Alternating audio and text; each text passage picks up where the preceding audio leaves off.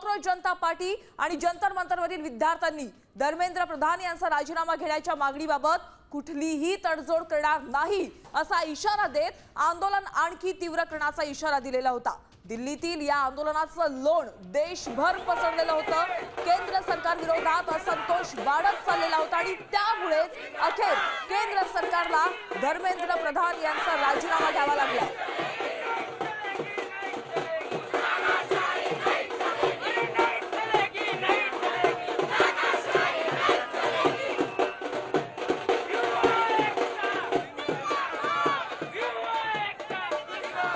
राजीनामा बघा, जंतर मंतरवर आणि देशात जी परिस्थिती निर्माण झाली आहे त्या परिस्थितीचा राष्ट्रविरोधी शक्तींनी फायदा घेऊ नये, देशाची एकता टिकून राहावी, भारतातील एकाही विद्यार्थ्याचं भविष्य कायदेशीर अडचणीत सापडू नये आणि आपल्या मुलांनी त्यांचा वेळ अभ्यासात व करिअर घडवण्यावर केंद्रित करावा आणि याच गोष्टींचा विचार करून मी माझा राजीनामा पंतप्रधानांकडे पाठवलाय।